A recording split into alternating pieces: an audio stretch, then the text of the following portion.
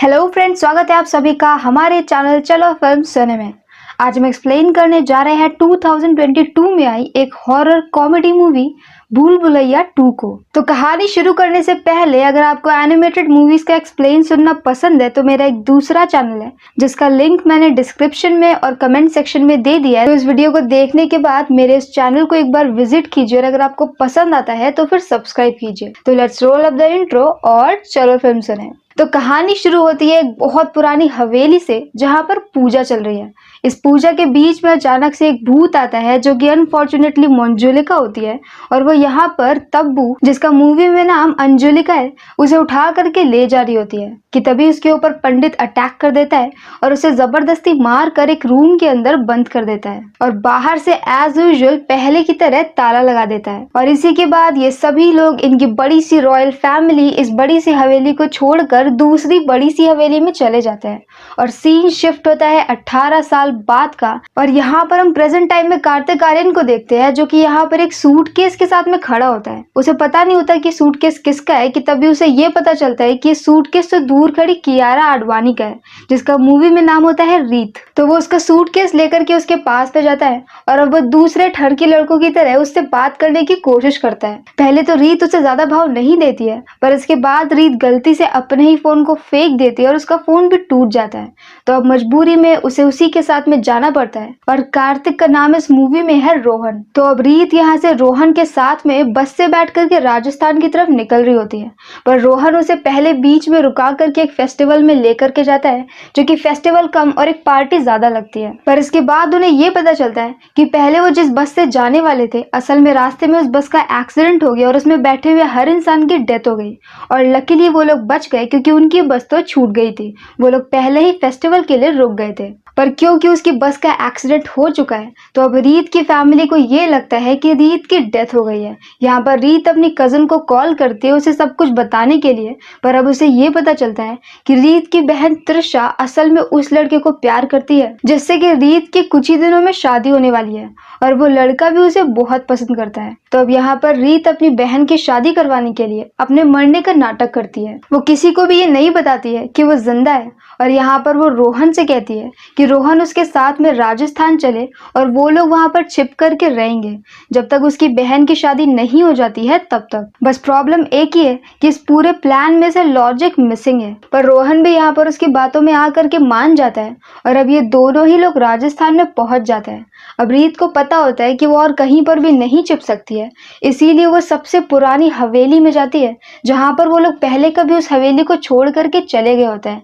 रीत को ऐसा लगता है कि चाहे कुछ भी हो जाए इस हवेली में कोई भी नहीं आएगा। यहाँ उनके हवेली के अंदर जाते ही धीरे धीरे करके हॉरर चीजें स्टार्ट हो जाती है जैसे कि अचानक से अपने आप लाइट आ जाती है, वो भी इतने सालों पुरानी हवेली में जहाँ का लाइट का कनेक्शन भी अब तक कट चुका होगा। अब बाहर से ये लाइट छोटा पंडित देख लेता है और वो जाकर के ये बात रीत की फैमिली को बता देता है। जैसे उन्हें ये पता चलता है वो सभी लोग तुरंत ही हवेली की तरफ को निकल जाते हैं क्योंकि उन्हें इस बात का डर होता है कि कहीं गलती से किसी ने वो दरवाजा खोल करके मंजुलिका को आजाद तो ना कर दिया हो। जब वो लोग वहां पर पहुंचते हैं तब ये देखते हैं कि वहां पर रोहन बैठा होता है और रीत पीछे छिपी होती है। रोहन वहां पर ये बहाना बना देता है कि वो रीत की आत्मा से बात कर सकता है और रीत की आत्मा ही उसे यहाँ पर लेकर के आई होती है। सभी लोग इसकी बात को मान भी जाते हैं क्योंकि ऐसा होना बहुत ही ज्यादा पॉसिबल होता है और लॉजिकल होता है। और यहाँ पर रोहन ये बोलता है कि रीत ये चाहती है कि उसकी पूरी फैमिली एक बार फिर से इसी पुरानी हवेली में आकर के रहे और ऐसा करने पर ही उसकी आत्मा को शांति मिलेगी। साथ ही में उसकी बहन त्रिशा की शादी सागर के साथ कर दी जाए। त्रिशा और सागर इसके लिए तुरंत ही मान जाते हैं और थोड़ी देर बाद सारे घर वाले भी मान जाते हैं। अब सभी लोग आ करके इसी हवेली में रहने लगते हैं पर यहाँ पर रात में गलती से रोहन को अपने ही जैसे दिखने वाले हमशक्ल दिख जाते हैं जो कि जाहिर है मंजुलिका ने ही किया होगा, जिसकी वजह से रोहन बहुत ज्यादा डर जाता है कि तभी वहां पर भाभी आ जाती है। भाभी मतलब कि अंजुलिका, जिसे हम आगे अंजू बोलेंगे। यहाँ पर अंजू उसे वार्न करती है कि दरवाजे के पीछे मंजुलिका है और गलती से भी कोई भी उस दरवाजे को नहीं खोले वरना फिर वो आजाद हो जाएगी। अब रोहन यहाँ पर आत्माओं से बात कर सकता है। ये बात पूरे गांव में फैल जाती है और धीरे धीरे करके रोहन को अलग अलग केसेस मिलने लगते हैं। रोहन भी यहाँ पर गधों की तरह सारे केसेस सॉल्व करने लगता है और रोहन का नाम चेंज करके रूह बाबा रख दिया जाता है और वो पूरे गांव में काफी ज्यादा फेमस हो जाता है। पर यहाँ पर एक दूसरा पंडित भी होता है जिसकी वाइफ का और उसका रोहन की वजह से बिजनेस ठप हो चुका होता है। कोई भी उससे बात करने के लिए नहीं आ रहा होता है और इसी तरह से धीरे धीरे करके उसका गुस्सा रोहन के ऊपर बढ़ता जा रहा होता है। अब ऐसे ही एक दिन रीत की फैमिली में एक बच्चा होता है जो कि रीत को देख लेता है और वो ये बात जाकर के हर किसी को बता देता है। तो रोहन यहाँ पर ये कहता है कि बच्चे तो भगवान का रूप होते हैं, इसीलिए ऐसा हो सकता है कि उसने रीत की आत्मा को देख लिया हो। और बाद में वो ले जा करके उसी बच्चे को धमकी देता है ताकि वो आगे से ये बात दोबारा कहीं भी नहीं बताए। पर अब यहाँ पर रोहन एक दो बार और हॉरर चीजें एक्सपीरियंस कर लेता है जिसकी वजह से वो फाइनली ये सारी चीजें छोड़ करके भाग रहा होता है कि तभी वहां पर रीत उसे रोक लेती है। अब धीरे धीरे करके उसकी और रीत की केमिस्ट्री बन रही थी तो औरत के चक्कर में वो यहीं पर ही रुक जाता है। ऐसे ही एक दिन रोहन और रीत के चाचा ये दोनों ही मिलकर के बियर पी रहे होते हैं कि तभी दोनों जोश जोश में दरवाजे को खोलने के लिए जाने लगते हैं कि तभी वो लोग त्रिशूल भी हटा देते हैं, लेकिन तब तक वहां पर पीछे से अंजू आ जाती है और उन्हें रोक लेती है। और अब वो फाइनली उन्हें मंजुलिका की बैक स्टोरी सुनाती है और पूरा सीन शिफ्ट हो जाता है पास्ट में। इस गांव में एक बंगाली फैमिली आती है जिसके दो बच्चे होते हैं, अंजुलिका और मंजुलिका। अंजू और मंजू ये दोनों ही बिल्कुल एक जैसे दिखते हैं और बहुत अच्छा डांस करते हैं। अंजू जहाँ पर काफी ज्यादा अच्छी होती है, वहीं पर मंजू अंजू से बहुत ज्यादा जलन रखती है। वैसे तो दो बहनों में ऐसा होना बहुत ही नॉर्मल सी बात होती है, पर मंजू यहाँ पर काफी ज्यादा टैलेंटेड होती है तो वो धीरे धीरे करके काली विद्या सीखने लगती है। वो काला जादू सीख लेती है जो कि उसके पिता को जरा भी पसंद नहीं आता है। और अब ऐसे ही करते करते दोनों बहनें बड़ी हो जाती है।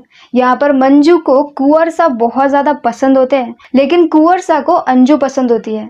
तो कुंवर सा और अंजू की शादी फिक्स हो जाती है और मंजू का पत्ता कट जाता है। इस बात को लेकर के मंजू को बहुत गुस्सा आता है तो वो अंजू और कुंवर सा की शादी होने के जस्ट रात में ही उसके ऊपर काला जादू ट्राई करने की कोशिश करती है। पर ये करते हुए उसके पिता उसे देख लेते हैं तो मंजू गुस्से में आकर के उन्हें भी मार देती है। और अब सीन शिफ्ट होता है अंजू की तरफ जो कि अपने बेड पर ही लेटी होती है कि तभी उसके ऊपर मंजू अटैक करती है। कुंवर सा उसे पकड़ लेते हैं तो वो कुंवर सा के ऊपर भी अटैक कर देती है। अब मंजू के हाथों से अपने हस्बैंड को बचाने के लिए अंजू उसे चाकू मार देती है और मंजू की वहीं पर डेथ हो जाती है। लेकिन डेथ के बाद भी मंजुलिका भूत बन करके वापस आती है और कुंवर सा को धक्का देकर के गिरा देती है जिसकी वजह से वो लाइफ टाइम पैरालाइज हो जाते हैं। और इसके कुछ वक्त बाद ही मंजुलिका को जबरदस्ती एक रूम में बंद कर दिया जाता है और बाहर से ताला मार दिया जाता है। और अब अगर प्रेजेंट टाइम में इस दरवाजे को खोल दिया गया तो फिर मंजुलिका वापस से आजाद हो जाएगी और हर किसी को मार देगी। इनफैक्ट यहाँ पर रूम के अंदर बंद होने के बाद भी उसने रीत की फैमिली के कई सारे लोगों को मार दिया होता है। तो अब ये सारी स्टोरी जानने के बाद में रोहन और भी ज्यादा डर जाता है और दरवाजा खोलने से मना कर देता है। पर अब यहाँ पर छोटा पंडित रीत को देख लेता है और वो ये बात जाकर के हर किसी को बता देता है। यहाँ पर वो लोग पूरी हवेली की तलाशी लेते हैं और रीत और रोहन भाग रहे होते हैं।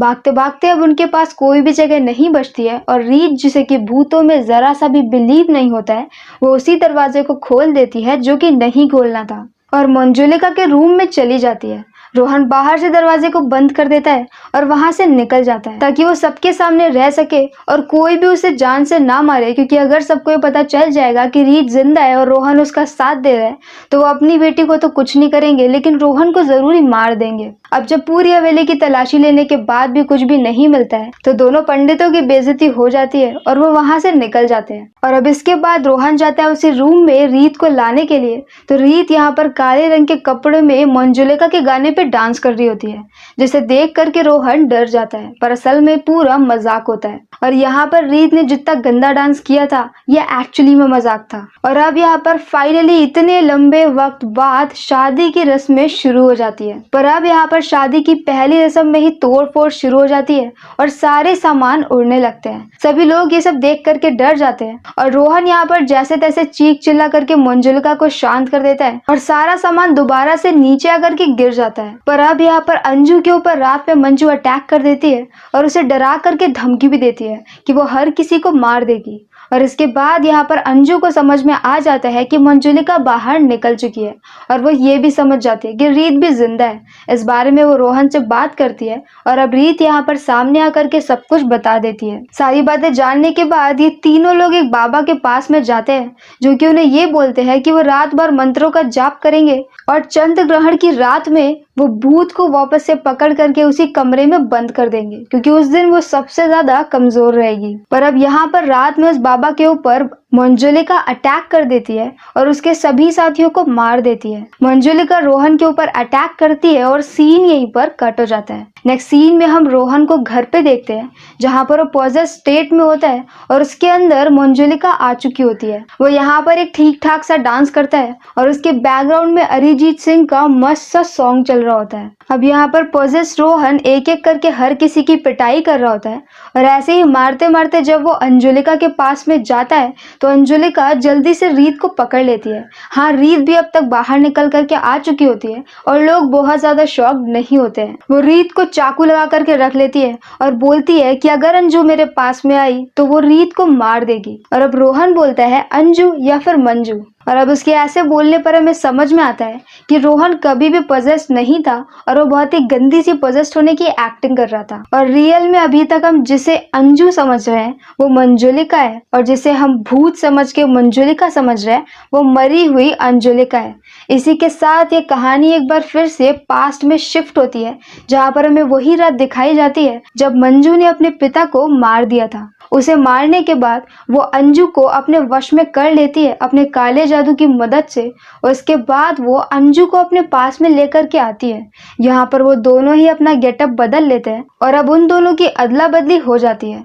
मतलब कि जो मंजू है वो अंजू बन जाती है और जो अंजू है वो की वश में होती है और वो मंजू बन जाती है जो कि बुरी है। तो असल में मंजू ने अंजू को मारा था और मंजू अभी भी जिंदा है और अंजू की डेथ हो गई है, लेकिन जो मंजू है सब उसको अंजू समझते हैं। ये क्रिस्टोफर नोलन की मूवी नहीं है तो बहुत ज्यादा दिमाग लगाने की जरूरत नहीं है और अंजू मंजू की कंफ्यूजन के ऊपर ध्यान देने की भी जरूरत नहीं है। सिंपल इतना समझ सकते हैं कि भूत का नाम अंजुलिका है और वो अच्छी है और मंजुलिका बुरी है और वो भूत नहीं है, जिंदा है। ये बात जैसे ही सारे घर वालों को समझ में आती है वो सब मंजू का साइड छोड़ करके अंजुलिका के साइड में चले जाते हैं, जो कि मरी हुई भूत होती है। और अब यहाँ पर अंजुलिका मंजुलिका की बहुत पिटाई करती है और उसे पीटते हुए उसी रूम के अंदर फेंक देती है जिस रूम में वो खुद पिछले 18 सालों से बंद होती है।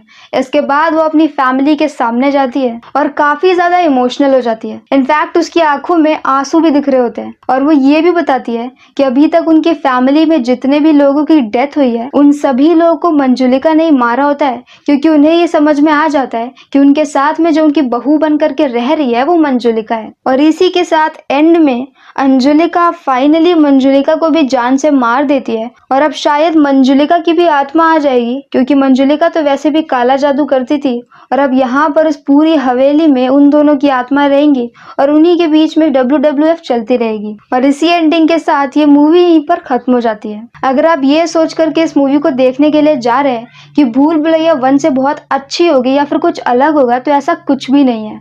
ये मूवी भूल भुलैया 1 के 10% भी अच्छी नहीं है और ये मूवी देखने से बेटर है कि आप अपने घर पर पहले वाला पार्ट ही देख लीजिए। तो अगर आपको मेरा एक्सप्लेन पसंद आया हो तो प्लीज मेरी वीडियो को लाइक करें, शेयर करें और मेरे चैनल को सब्सक्राइब करें। तो मिलते हैं नेक्स्ट वीडियो के साथ।